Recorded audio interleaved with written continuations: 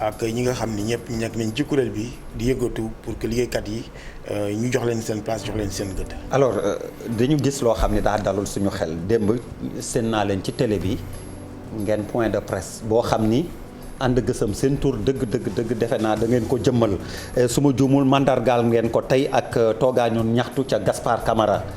ndax ak contexte Covid bi seen plan d'action bi dem 3 mai su ma juumul 3 août bii ñu nekk ba le 25 mai ndax du am njeexital ci xeex mbas mi ñu nekk jamono ji. waaw maa ngi lay gërëm di nuyu aussi ñi ñuy seetaan ñëpp. bon di wax ni docteur bu demee bay naan dafa décider banque loxoom amul lu ko gënal.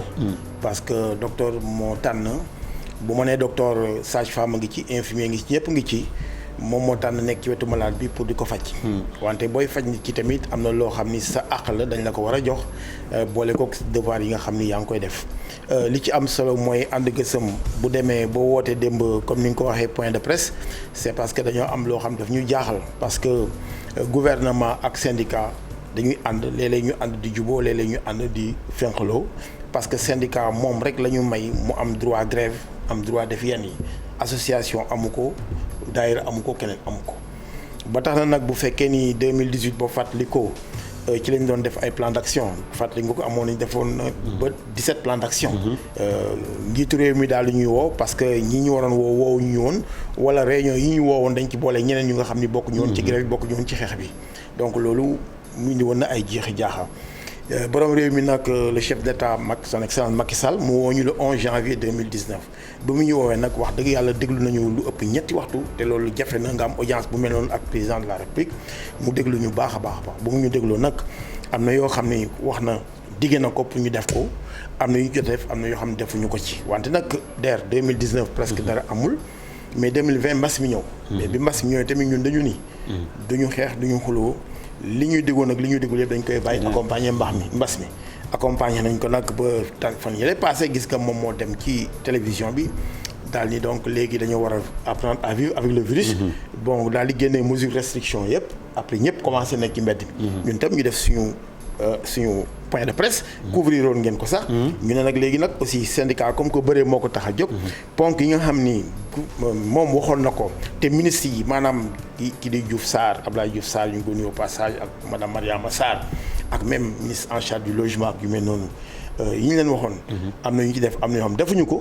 ñu recycler ko ak problème mu formation yi surtout te dañ si ñëwaat bu baax a baax. waaw justement kon voilà ponk yooyu yëpp xam nga wax nga ko diggante préavis bi ak plateforme am na lu ñu ci def am na lu ñu ci deful kon ñu dem ci li ñu ci deful ba tax ngeen naat dellu ci mbedd mi soo moytul ak loraange gi mu mën a indi nga tënkal ñu ko rek. waaw dañ koy tënk loolu mu gën a yomb parce que déjà ci plateforme bi ponk bi njëkk bi dañ doon demander président de la République mu signer décret bi nga xam ni moo war a tax techniciens supérieurs yi ñu war a mën a dolli seen xam-xam pour que ñu dem hiérarchie A2.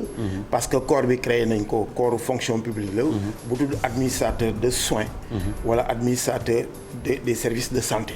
loolu mooy maanaam baccalauréat plus 3 parce que infirmier d'état sage-femme depuis 2009 boo génnee bac plus 3 donc nga nekk maintenant bu ñu ci yokkee yeneen at muy bac plus 5 yeneen ñaari at nga nekk hiérarchie A. donc loolu mooy LMD. licence master ensuite nga mën a def sax sa doctorat loolu dafa am solo mais boobu ba léegi xeex nañu ba sonn ba le 5 mai bi passé si le gouvernement bi adopté décret boobu wante décret bi bu ñu ko adopté dafa ànd ak lu ñu naan arrêté bu tax ni bu war a wane ni ministre bi moo naan pour ñu mën a def loolu pour ñu mën a combler gap bi surtout xam nañu ñaata waxtu moo manqué woon mooy téeméeri waxtu maanaam 100 heures moo manqué woon te nee nañu téeméeri waxtu yooyu lay 40 heures juróom-ñetti fukki heure kii lay doon anglais médical yii nekk informatique yeneen yi nekk recherche loolu xam nañ ko xam nañ aussi ñi nga xam ne war nañ leen former junni technicien supérieur la ak fukk ak juróom-ñeent xaalis bi nga xam ne bu ñu leen former bu ñu leen reclassé li ñu leen war a fay sotti na te plateforme lañ ko leen di former parce que du formation présentielle fu nekk fa nga nekk lañ lay former loolu defe naa conditions yi bu amee génne arrêté war na yomb pour ministre de la santé.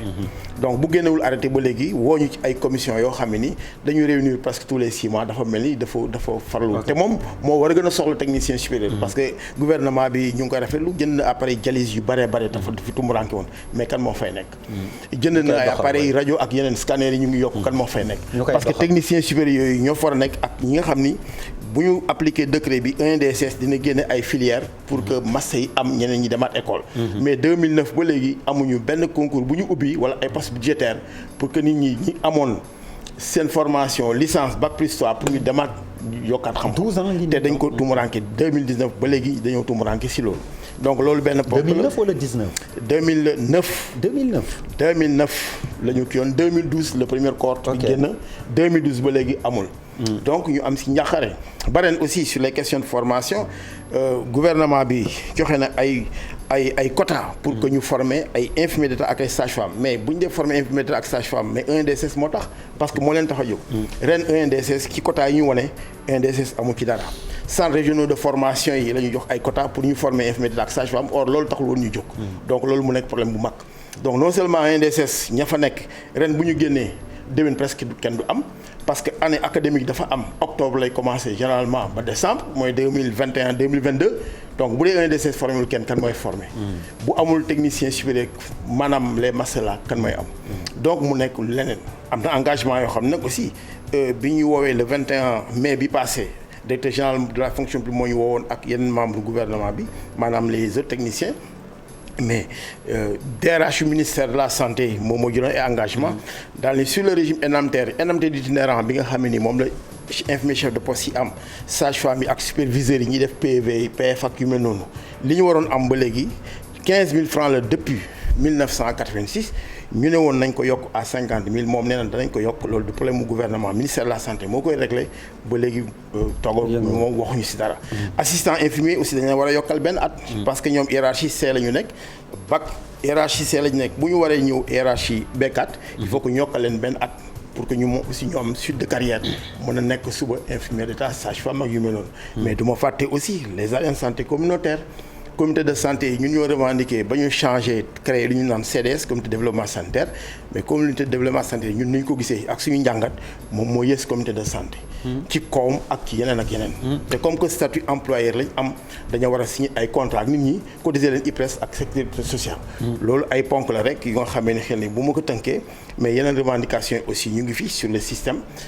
par rapport ak CMU cotisation kii bi boru CMU ak yu mel noonu mais retraite à 65 ans mu ngi fi.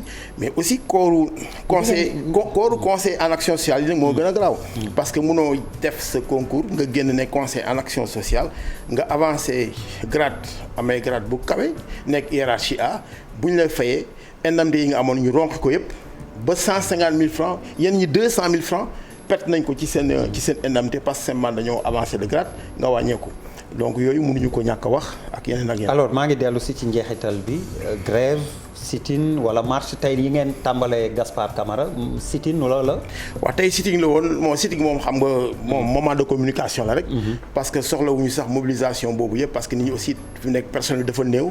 ñu bare am nañu jàngoro ji ñeneen ñi génn àddina xam ngeen ko ñu ngi ñaan yàlla ñu xaral àjjana ñu jot a génn wante aussi pour wane ni gouvernement bi que li mu def naqari nañu parce que lan la def déposé nañu préavis de grève le 12 avril ñu woo ñu le 21 mai normalement ñu ngi ñu waroon woo le 11 mai woo nañu 21 mai ba tey waxtaan nañu ak ñoom mais bu ñu ñëwee ñu ne waxtaan bi dañ koo sumb yeneen ministres yi seen i danañ waxtaan ak ñoom ba pare woo benn plénière ak gouvernement pour ñu jël décision mais boobu ba léegi 21 mai 21 juin 21 juillet ba tey woowuñu waxuñu ñu donc ñun choisiruñu moment bi pour dem ci xeex bi ñoom ñoo choisir moment pour ñu dem ci parce que mënoon nañu woo wax ak ñun alors ban njeexital la mën a am ci xeexu mbas mi non jeexital bi kay mooy ñun déjà lim bi néew na bu fekkee dem nañu ba ñuy banque suñu loxo même bu dee bi su marche ñëpp dem di marche déjà loolu day am jeexital si nit ñi mais nag réew mi ci boppam liñ naan dañu xamuñu ku tooñ kuy fay rek lañ xam au lieu que ñu naan jeexital bi lii la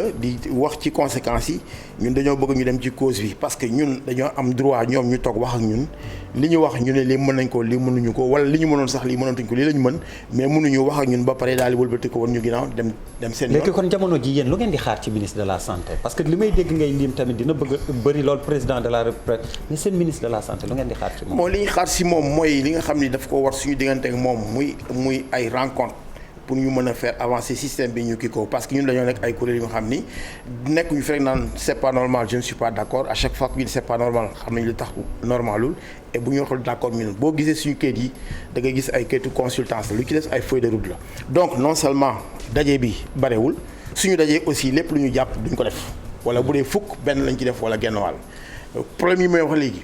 problème de formation yooyu benn gouvernement sax war ci moon jot parce que d'accord nañu ci benn séminaire bu nga xam depuis 2016 la woon. pour que assistant infirmier yi ñu créé formation complémentaire boobu loolu soxlawul leneen. bon li ma lay wax léegi ci système indemnitaire bi bu dee ñoom nee nañu indemnité d'itinérant mën nañ ko yokk loolu lañ ci xaar leneen. bu dee comme ñoom nee na ay ressources internes lañ koy defee lan la ENDSS décret bi génn na. pour ñu génne arrêté pour que ñooñu ñu mën def seen formation ñu toog seen place loolu yomb na ak yeneen donc loolu si ministère de la santé li ñu xaar ci moom muy mu xeex pour que recrutement personnel bi parce que déficit am na mbas mi gën a yokk déficit bi ensuite nit ñi dañ leen war a moo yokkee déficit bi maanaam bon parce que déjà am na ay structures yu bees yu créé wu waaw ñooñu dañuy soxla personnel. mais surtout yi fi nekkoon aussi ay Dantec ak yu mel noonu coow li yëpp dañoo nekk en déficit. parce que bu fekkee ni appliqué nañu le statut du personnel parce que suñ conférence de presse bi génne nañu ay textes yëpp yu nga xam ne ñu ngi nelaw foofu. te waroon nañu mën a booster système bi. par exemple décret bi nga xamee ni moom moo wax statut du personnel des établissements de santé maanaam hôpitaux yi dañoo changé xar kanam nekk ay entreprises. mais ñooñu seen wàll boobu mënu leen demander benn comportement d'entreprise parce que ñu ngi ci entreprise te amuñu statut d'entreprise. dégg nga statut boobu moo mën a tax directeur bi am jëmmu directeur. moo mën a tax aussi mu mën a am maanaam ab teewaay si neneen ñi. maanaam li ñuy wax l'unicité du commandement.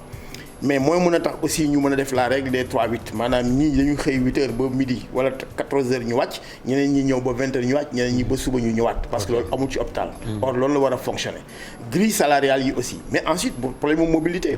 parce que décret boobu personnel bi suñ ko appliqué wul yow boo nekkee hôpital Grand Yoff fa ngay dee wala fa ngay retraité munoo dem hôpital Dantec bi mu gën a jege fi munoo dem sax hôpitalu Pikine bi. or loolu la ñuy wax mobilité. normalement war nga am mobilité boobu nga jógee ci hôpital bi dem ci beneen hôpital. mais protection aussi médicale bi. parce que couverture hôpital yi côté boobu day ci lan lay gënante. mais fu mu nekk ni hôpital nga bañ des fenn. bañ a def mais li am solo mooy mobilité bi kay mooy bu fekkee ni statut personnel bi. signé nañ ko ça signifie que yow bu fekkee ni fii lañ la affecté. suba nga dem Fuuta wala nga dem feneen. ok dem liggéeyi fa. ensuite boo feebaree boo demee ci beneen hôpital ñu considéré comme ci système bi nga nekk. mais fu mu nekk nii boo nekkee hôpitalu Grand Yoff wala nga nekk hôpitalu Pikine dem hôpital principal wala feneen mais sa hôpital mooy fay facture bi. pour ñu faju loolu waru mun a am.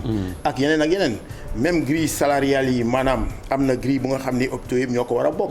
mais léegi da nga gis hôpital bi appliqué convention commerce kii damay appliqué bi convention kii appliqué beneen. donc statut du personnel loolu depuis 2016. ba léegi 2016 2021. mënuñu fexe ba génn arrêté pour appliquer loolu. affaire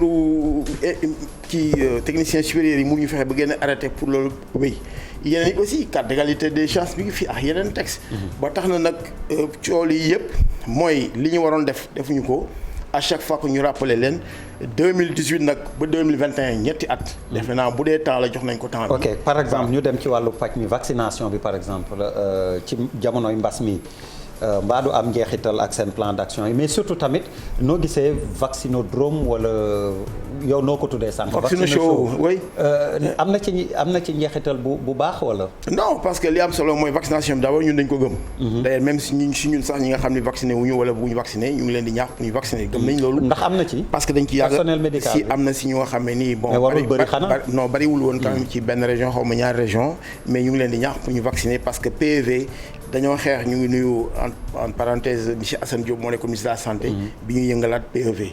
xeex nañu nag ba rougeole jógee fii tétanos sax yooyu yëpp loolu tamit vaccination boobu moo fi war a jëlee aussi Covid bi. quel que soit variant bi ñu mën a wax. gëm nañu loolu.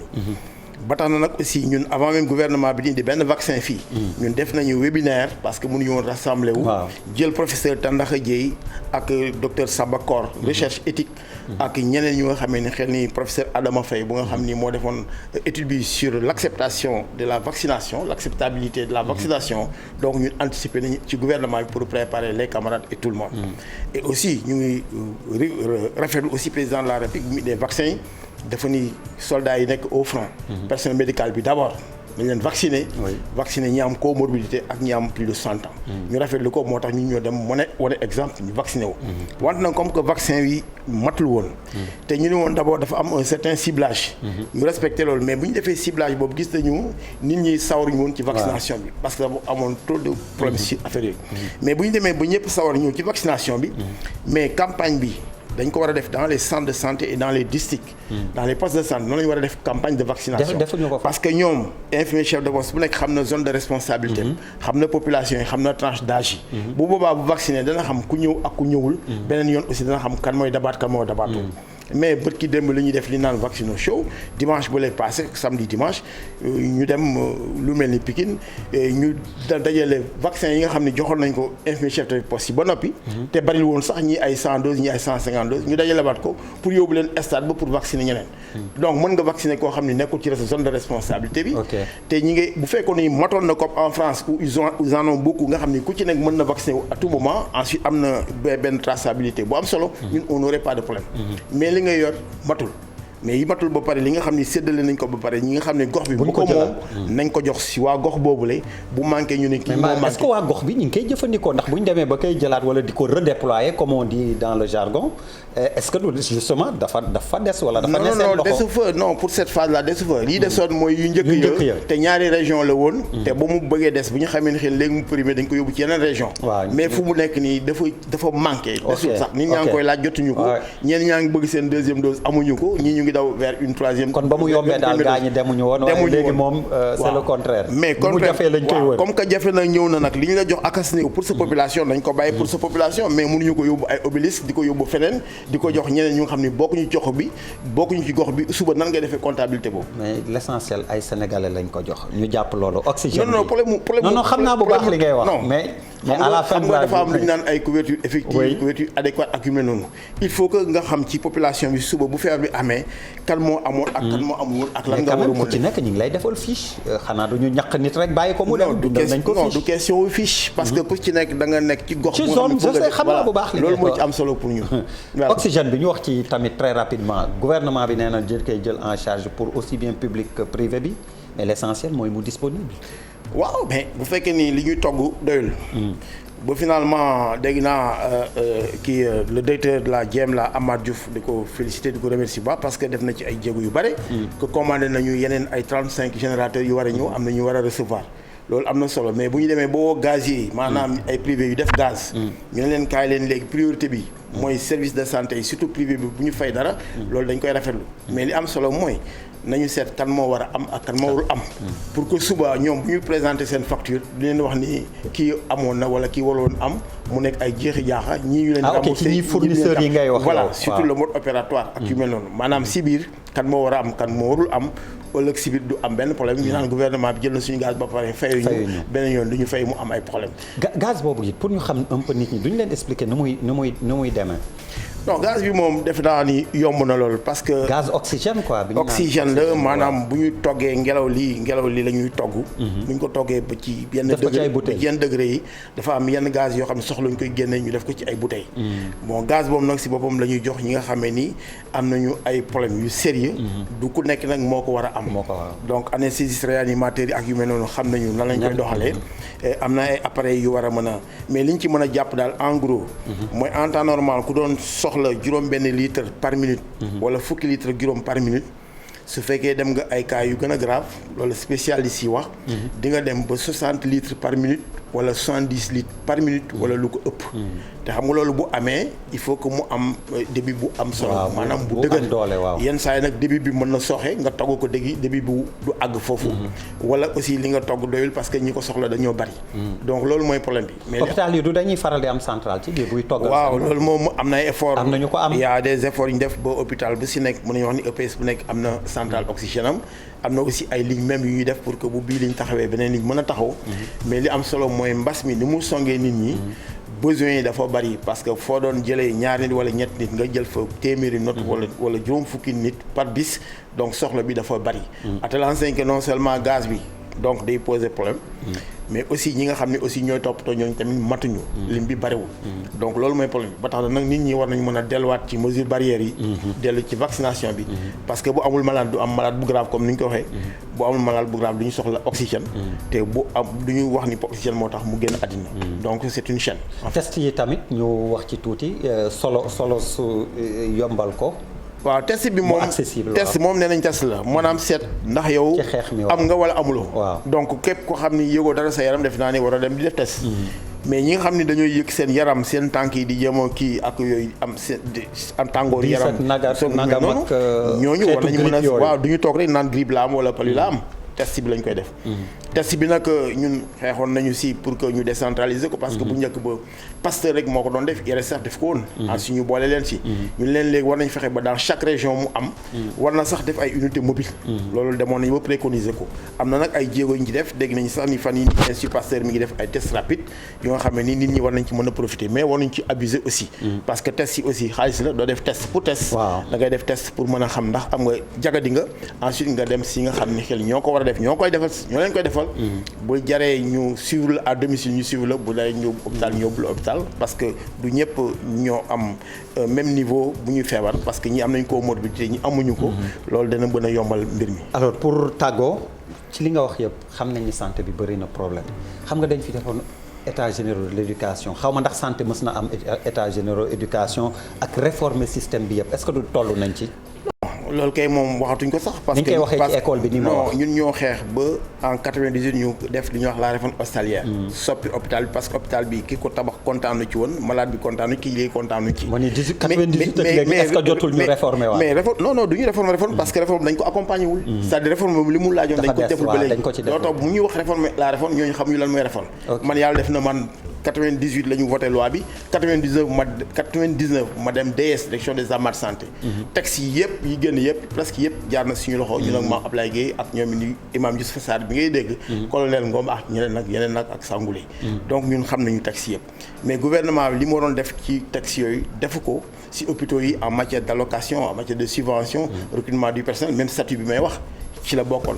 donc mi ngi noonu mais aussi maître Abdoulaye Wade aussi bu mu ñëwee en 2000. def na des assises sur la santé boobu temps donc monsieur Moustapha Niasse ñu ngi ko nuyu au passage moo nekkoon premier ministre Abdou Fall nekk ministre de la santé ñu organiser assises yi recommandation yaa ngi fi am na ñu ci utiliser yeneen ñi defuñu ko même président Macky Sall bu mu ñëwee ak Eva Col def nañu lu ñu naan ay réflexions sur le système hospitalier li ñu waroon wax yëpp wax nañ ko mais jëf bi moom moo manqué wala moom mooy jëkk ci affaire boobu même Abdoulaye Diouf Sarr on a fait des assises sur les urgences. loolu plateforme ànd gësëm ci la bokkoon. am na lu ñu ci def ba SAMU national mi ngi commencé di évoluer am na ay services d'accueil d'urgence yu ñu war a mën a def dans les centres de santé dans les districts parce que en amont la ñu war a régler problème boobu am na lu ñu ci def am na lu ci taxaw maanaam réflexion daal bari na mais jëf mooy tardé wala moo dul ñëw loolu mooy wax bi mais amul lépp lu ñu waxul ci réforme bi dans le système. même les assises de l'action sociale. ñu ma ko ñàkk a wax parce que kon ñu tàggoo foofu bismillah parce que loolu aussi action sociale aussi fi mu nekk nii ñu ngi rafetlu président bi tabax na ay hôpitaux yu bare mais CPRS yi amul benn buñ ci changé alors que CPRS yi. CPRS centre de protection et de réinsertion sociale. moom mooy niveau opérationnel u direction générale de l'action sociale. loolu la mooy CPRS.